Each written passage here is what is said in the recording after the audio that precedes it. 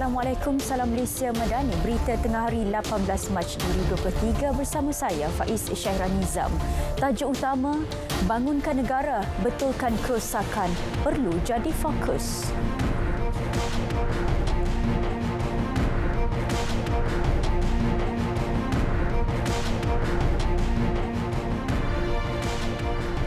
Sultan Johor Sultan Ibrahim Sultan Iskandar menzahirkan penghargaan kepada Kerajaan Perpaduan Pimpinan Perdana Menteri Datuk Seri Anwar Ibrahim kerana menyediakan peruntukan tambahan RM150 juta bagi usaha pemulihan banjir terutama di Johor. Baginda mahu peruntukan itu diguna sebaiknya dalam melaksana program dan projek pasca banjir. Penghargaan turut dizahirkan kepada pihak industri dan individu yang menghulur bantuan bagi meringankan beban penduduk terjejas. Banjir yang melanda Johor baru-baru ini mengakibatkan kerosakan dan kemusnahan harta benda termasuk kediaman penduduk serta infrastruktur awam. 12 lagi pam air akan digunakan bagi menyedut air dari kawasan banjir bergenang di sekitar Batu Pahat Johor. Masalah banjir bergenang itu dijangka selesai sebelum Ramadan ini.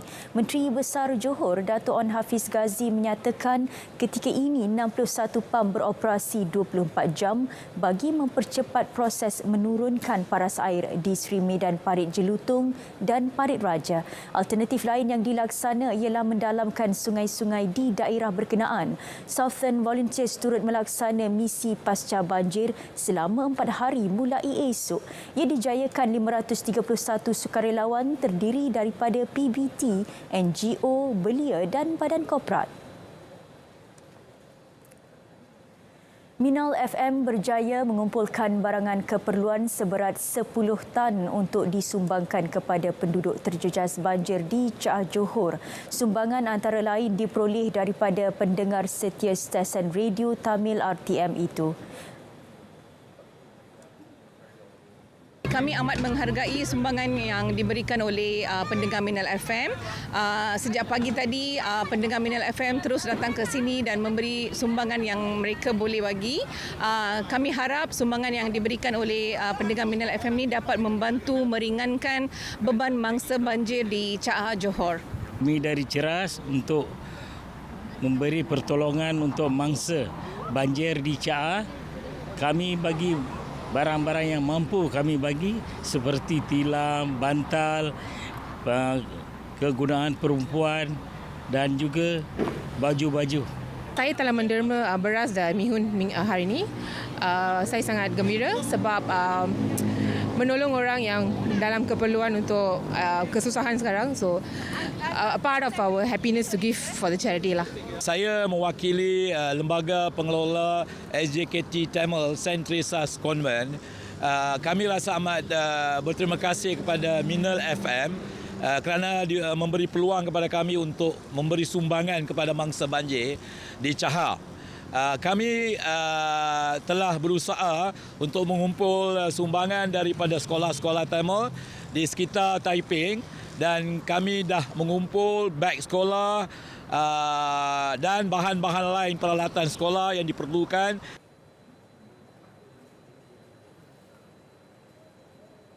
Pemantauan menyeluruh terus dilaksana terhadap bekalan makanan terutama sayur, ayam dan telur. Ini bagi memastikan bekalannya stabil menjelang Ramadan dan Aidilfitri. Jika wujud gangguan bekalan, tindakan segera akan dilaksana Kementerian Perdagangan Dalam Negeri dan Kos Sara Hidup. Kita kena buat unjuran.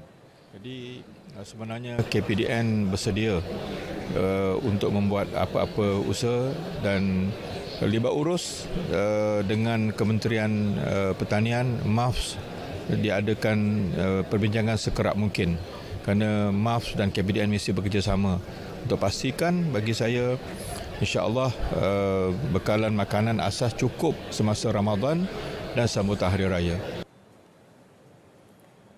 Ini pula mengenai menu rahmah. Datuk Seri Salahuddin berkata pengurangan sewa tapak niaga antara insentif yang dicadang kementerian untuk diberi kepada peniaga yang menawarkan menu rahmah.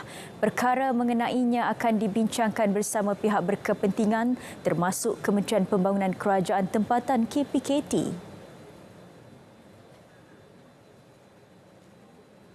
Mungkin dalam libat urus itu kita boleh bincang kenapa tidak, sebagai contoh majlis bandaran ataupun bandaraya ataupun tuan-tuan punya bangunan itu kita libat urus dulu, kita bincang. Mana tahu mereka ingin ataupun berhasrat untuk bersama, dan kemungkinan isu sebagai contohnya pengurangan sewa itu boleh kita bincang. Tapi itu masih lagi pada peringkat libat urus, dan sebarang keputusan nanti akan saya umumkan kemudian. Assalamualaikum, salam Malaysia Madani, Kanta 744. Sejak awal pagi tadi, operasi menghantar bantuan makanan dan cuaca yang cerah pada hari ini untuk melakukan pemantauan dari udara. Ramai 61 orang mangsa telah berjaya diselamatkan. Lagi mangsa ditemui meninggal dunia dalam kejadian tanah runtuh di Patang Kali. 4 mangsa telah dibawa keluar, manakala baki 2 lagi mangsa. Seorang pengarah syarikat bergelar datuk dihadapkan ke mahkamah atas tuduhan rasuah 6 juta ringgit. Ia didakwa menawarkan suapan kepada seorang pegawai daerah sebagai dorongan memperoleh janji. Korban akibat gempa bumi Turki dan Syria.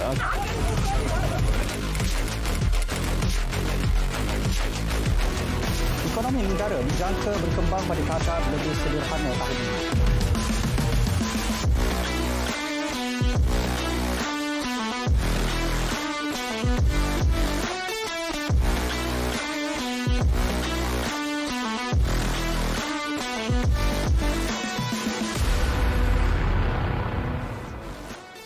Baik, Kanta 744 berakhir di sini. Ikuti berita perdana selepas ini untuk paparan berita komprehensif. Saya Syarul Islam. Salam Malaysia Madani. Kerjasama padu semua pihak amat diperlukan bagi menjayakan agenda pembangunan rakyat dan negara. Perdana Menteri berkata, fokus antara lain perlu tertumpu kepada usaha membetulkan kerosakan yang berlaku. Beliau yang juga Presiden Keadilan berucap pada Kongres Nasional Khas Keadilan 2023 di Stadium Melawati Shah Alam. Ia bertemakan Malaysia Madani, pelaksanaan sebuah idealisme. Jelas Datuk Seri Anwar Ibrahim, usaha menguatkan semangat perjuangan reformasi adalah tanggungjawab bersama. Jentera parti juga diminta supaya aktif menggerakkan agenda madani agar dapat diterjemah secara lebih serius dan bermakna.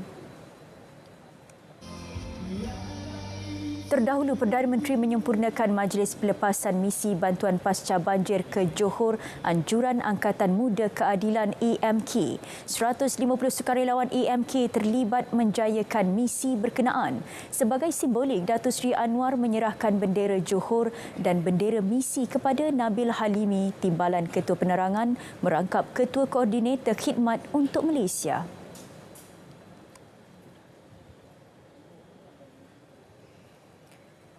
Dalam pada itu, beberapa kawasan sekitar Kuching dilanda banjir kilat susulan hujan lebat sejak tengah malam tadi. Untuk perinciannya, kita terus saja bersama Firdaus Arash Idris di sana. Terima kasih rakan di Angkasa Peri. Seperti sedia maklum, beberapa kawasan di Bandaraya Kuching telah pun dinaiki air sejak hujan dilaporkan berlaku hujan lebat dilaporkan berlaku sejak pukul 4 pagi tadi. Dan situasi ini telah menjejaskan beberapa kawasan rendah, terutamanya di Bandaraya Kuching sekali. Antaranya kawasan yang dilaporkan dinaiki air sebentar tadi adalah kawasan Tabuan Dayak. Itu ada juga beberapa kawasan di tebingan Sungai Kuching, Sungai Sarawak, iaitu di Kampung Gesik itu sendiri.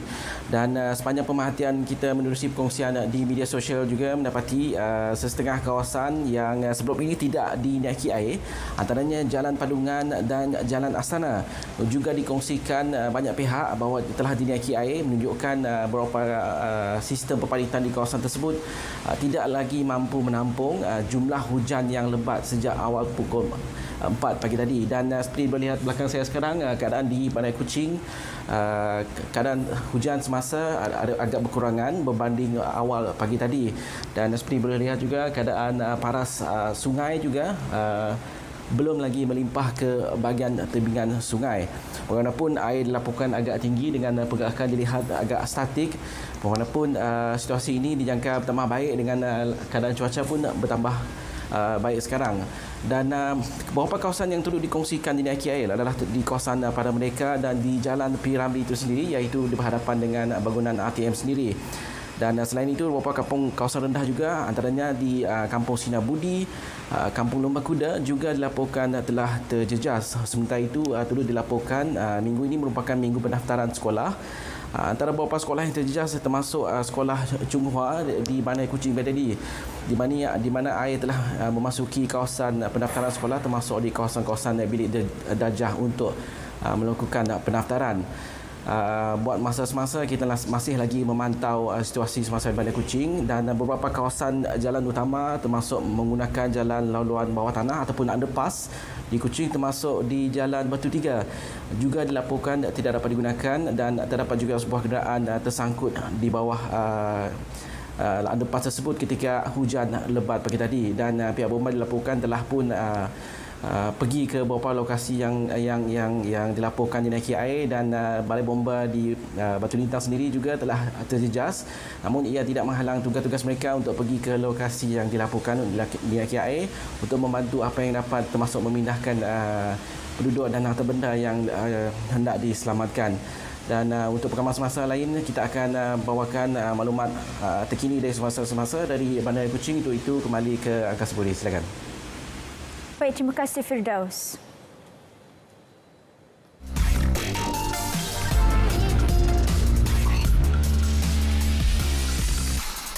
Menyokong menu ramah tu kan, kita dapat tengok dalam menu tu ada air lengkap dengan protein semua.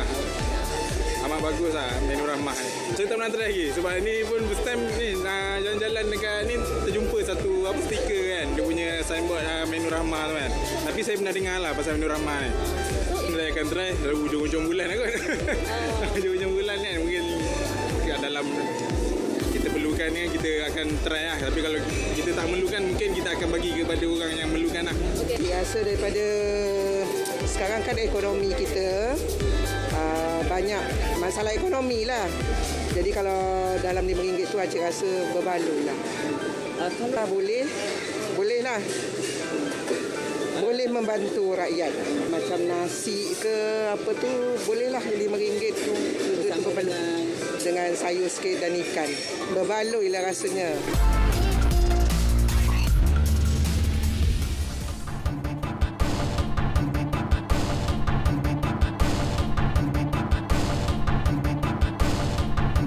Permohonan dan kelulusan kuota pekerja asing ditangguhkan bermula hari ini sehingga ke 1 tarikh diumumkan kelak.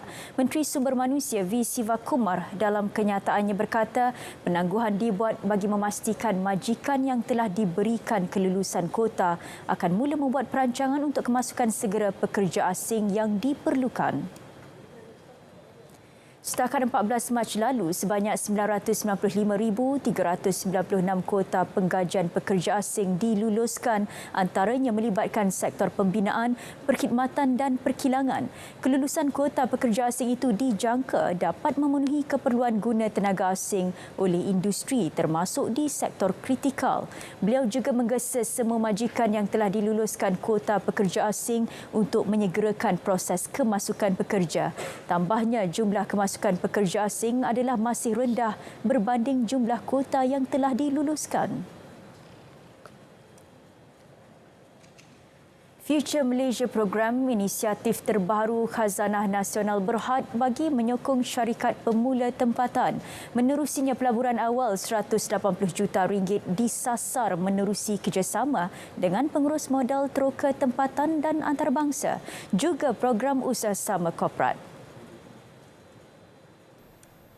Khazanah menyatakan Future Malaysia Program berada bawah mandat dana impaknya dengan komitmen RM6 bilion bagi tempoh 5 tahun. Inisiatif tertumpu kepada tema masyarakat digital dan hub teknologi selain persaingan di pasaran global. Ini berupaya memperkukuh usaha melahirkan dan mengasah potensi usahawan serta syarikat-syarikat pemula. Khazanah turut mengumumkan perkongsian dengan 2 pengurus modal teroka antarabangsa iaitu Gobi Partners dan 500 Global. Pengarah urusan kumpulan Sime Darby Plantation Berhad Muhammad Helmi Uthman Bashar dilantik sebagai pengerusi Lembaga Minyak Sawit Malaysia MPOB. Pelantikan dibuat Kementerian Perdagangan dan Komoditi berkuat kuasa 1 Februari lalu. Ketua Pengarah MPOB, Datuk Dr. Ahmad Parviz Haji Gulam Kadir menyatakan pihak pengurusan optimis Muhammad Helmi dapat membantu meningkatkan pembangunan industri minyak sawit negara. Ini mengambil kira pengalaman luas dimiliki beliau dalam sektor berkenaan. Muhammad Helmi kini memegang jawatan sebagai Presiden Persatuan Pengeluar Pertanian Malaya selain pengerusi jawatan kuasa induk penyelidikan dan pembangunan Persatuan Minyak Sawit Malaysia. Beliau juga ahli Lembaga Pemegang Amanah Majlis Minyak Sawit Malaysia, ahli Persatuan Penanaman Diperbadankan, Fellow ACCA dan ahli Institut Accountant Malaysia.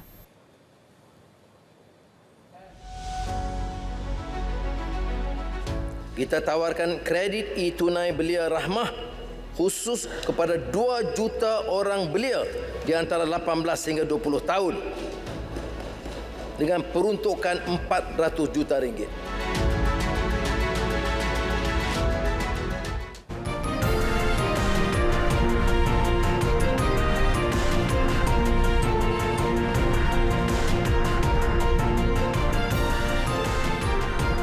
Mahkamah Jenayah Antarabangsa ICC mengeluarkan waran tangkap ke atas Presiden Rusia Vladimir Putin. Beliau didakwa bertanggungjawab terhadap jenayah perang di Ukraine. Waran dikeluarkan semalam turut meliputi tuduhan mengusir kanak-kanak mangsa perang Ukraine secara tidak sah. Selain Putin, waran tangkap turut dikeluarkan terhadap Maria Alexeyevova Belova iaitu pesuruhjaya kepresidenan Rusia untuk hak kanak-kanak. Maria berdepan tuduhan sama. Sebelum ini, Moskow berkali-kali menafikan pasukan tenteranya melakukan jenayah perang sepanjang operasi khas di Ukraine bermula 24 Februari tahun lalu. Tindakan ICC itu dikecam Rusia. Jurucakap Kremlin Dmitry Peskov menyifatkannya sebagai sangat melampau dan tidak boleh diterima. Peskov menegaskan waran tangkap dikeluarkan ICC itu secara perundangannya terbatal. Ini kerana Rusia tidak menandatangani perjanjian status Rom ICC dan bukan anggota ICC. Justru Moskow sama sekali tidak akui keputusan Badan Kehakiman itu. Sementara itu, Presiden Amerika Syarikat Joe Biden pula menyifatkan waran tangkap dikeluarkan ICC terhadap Vladimir Putin sebagai wajar. Pendirian itu mengambil kira hujah kuat yang dikemuka ICC menerusi waran tangkap berkenaan. Beberapa anggota kumpulan jenayah disyaki terbabit kes pembunuhan 6 wanita di Guanajuato, Mexico. Kesemua mangsa dipercayai diculik sebelum badan mereka dibakar. Mayat 5 daripada 6 mangsa sudah ditemukan dan identiti mereka sudah dikenal pasti. Pasukan forensik menyatakan proses mengenal pasti identiti mayat mencabar memandangkan mayat mangsa sudah rentung. Usaha pencarian baki satu lagi mayat giat dilaksana. Pada 7 Mac lalu, kesemua mangsa dilapor hilang di Celaya, bandar dengan kes dadah yang tinggi. Suspek kes berkenaan kini ditahan untuk siasatan. Jemaah Menteri memutuskan masalah kesihatan rakyat itu adalah hal yang utama. Soal pelancongan atau pertumbuhan ekonomi itu tidak boleh mengatasi kepentingan mengawal dan merawat rakyat termasuk COVID-19. Soalnya, apakah langkah-langkah diambil sekarang? Maka kita harus pantau kemasukan rakyat asing itu akan dikawal dengan lebih ketat lagi seperti mana menurut keperluan dan kepentingan kita.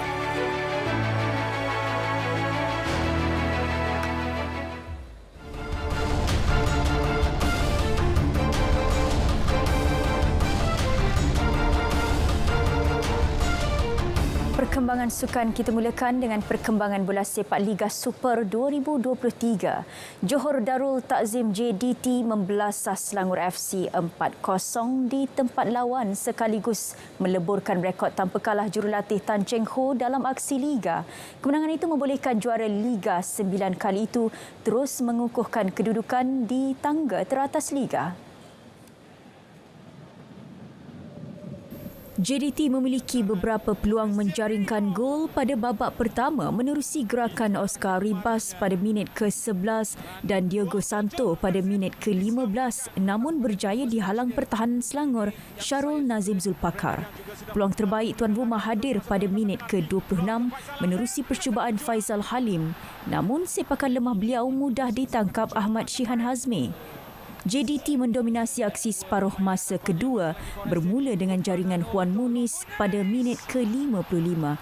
Diogo terus menggamatkan stadium 10 minit kemudian dengan jaringan Lirit yang mudah menewaskan penjaga gol Selangor Khairul Azhan Khalid.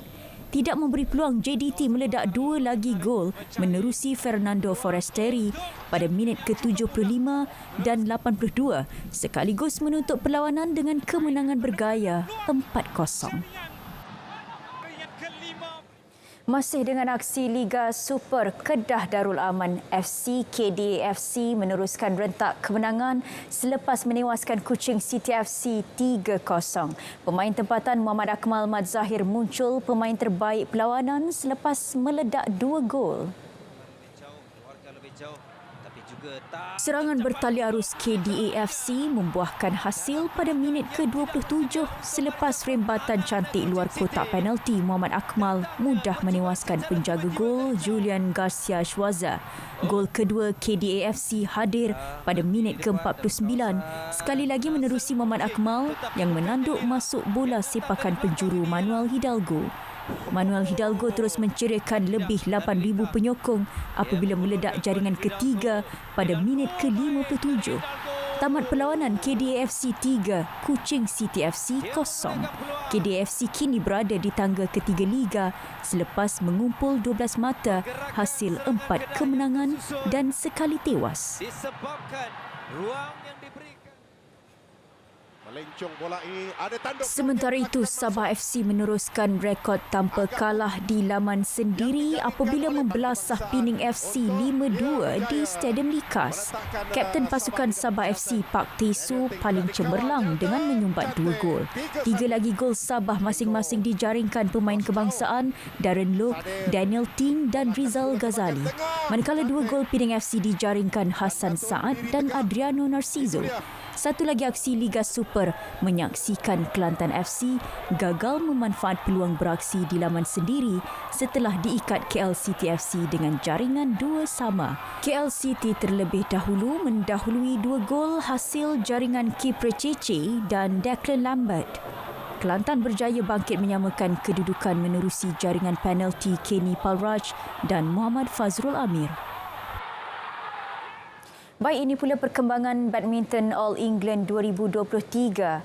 Harapan melihat wakil perseorangan lelaki negara Eng Ziyong mara ke separuh akhir tidak kesampaian.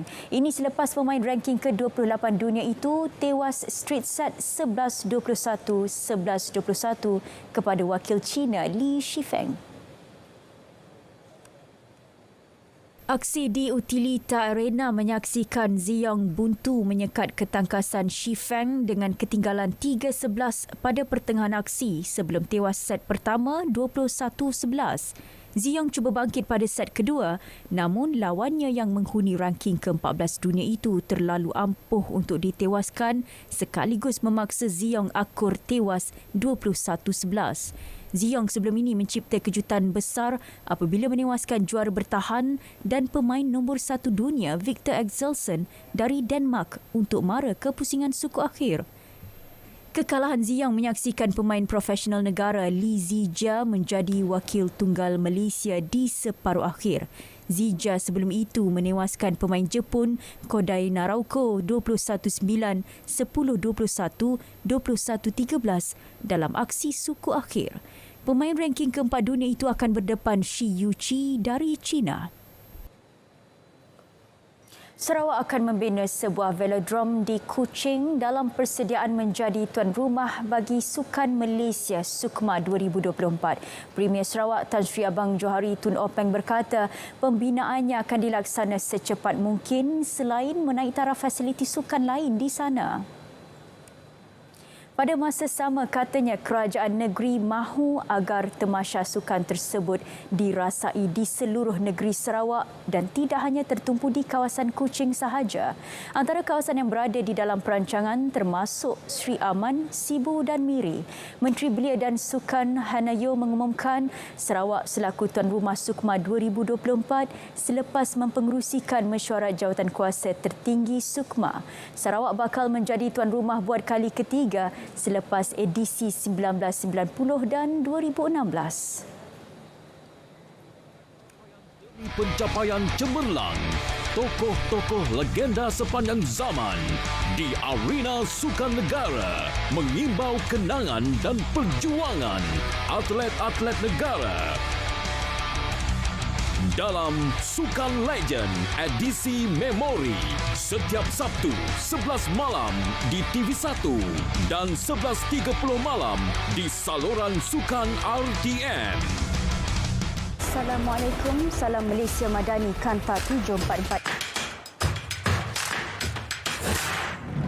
Hujan sejak awal pagi tadi. Operasi menghantar bantuan makanan dan cuaca yang cerah pada hari ini untuk melakukan pemantauan dari udara. Ramai 61 orang mangsa telah berjaya diselamatkan. Lagi mangsa ditemui meninggal dunia dalam kejadian tanah runtuh di Patang Kali. 4 mangsa telah dibawa keluar manakala baki 2 lagi mangsa. Seorang pengarah syarikat bergelar datuk dihadapkan ke mahkamah atas tuduhan rasuah RM6 juta.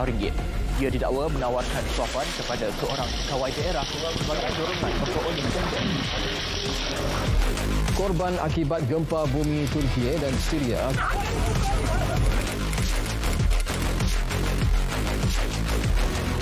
Ekonomi negara dijangka berkembang pada tahap lebih sederhana tahun ini.